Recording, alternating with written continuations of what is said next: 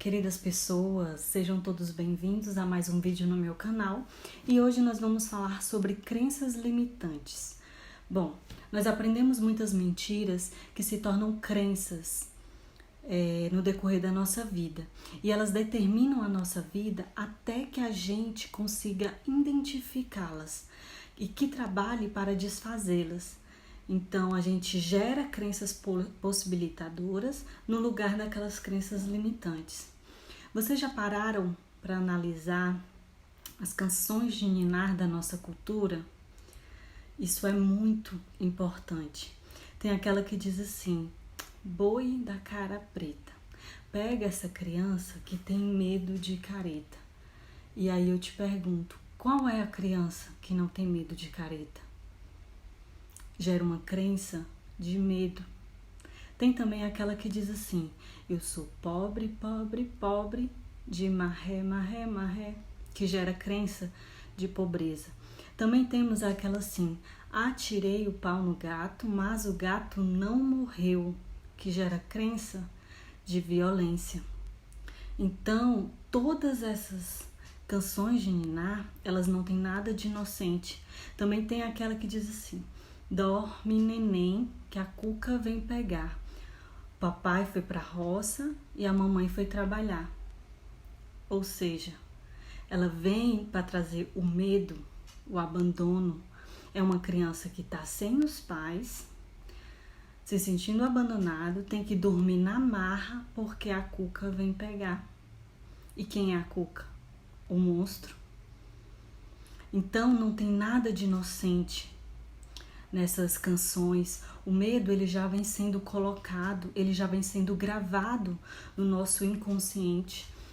Então ele vem sendo aprendido desde que nós nascemos. Então a boa notícia é que tudo que foi aprendido, ele pode ser desaprendido. Então imagina só isso na cabeça de uma criança, que ela enxerga tudo como concreto e real. Então, ela fica registrada no inconsciente daquela criança e segue para a vida adulta.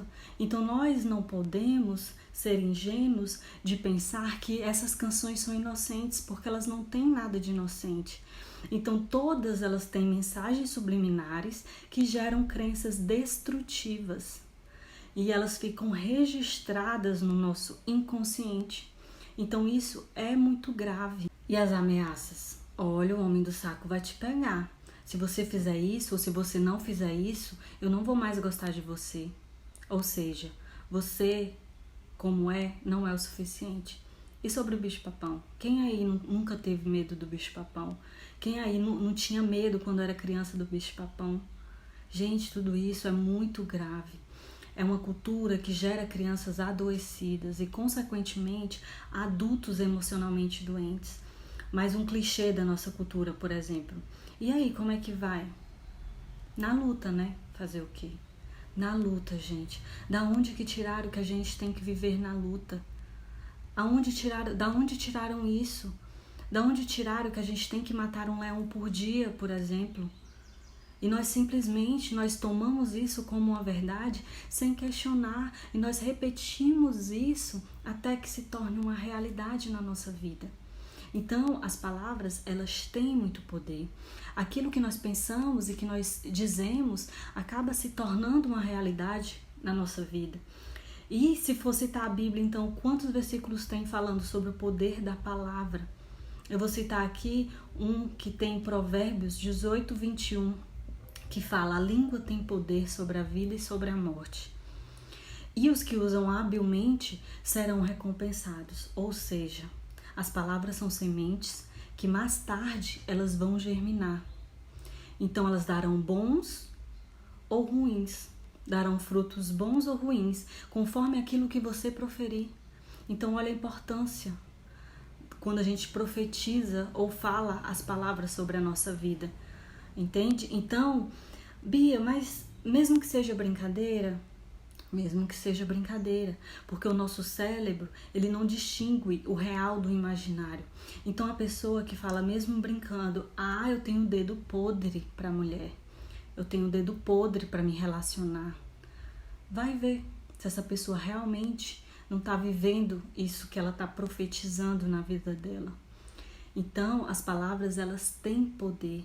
A partir do momento que você lança uma palavra, ela ecoa no universo. O medo, então, ele sempre foi usado como um instrumento poderoso para dominar, para comandar, para controlar as pessoas. É só você olhar muitas religiões por aí. Muitas pessoas, elas se tornam religiosas por quê? Por conta do medo, por conta do castigo, por conta da punição, por conta do inferno, e por aí vai. Então elas se tornam religiosas, mas elas não têm uma intimidade com Deus. Ela não desfruta do lugar de filho, ela não desfruta do lugar de herdeiro. Então elas têm aquele medo de Deus, como se qualquer erro que ela fizesse, que ela cometesse, Deus fosse lá punir. Se eu cometer qualquer erro, Deus vai me fulminar, algo do tipo.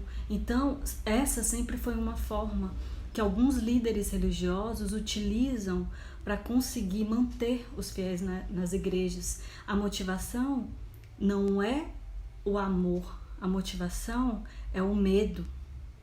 E isso é muito triste. Isso é muito triste, gente.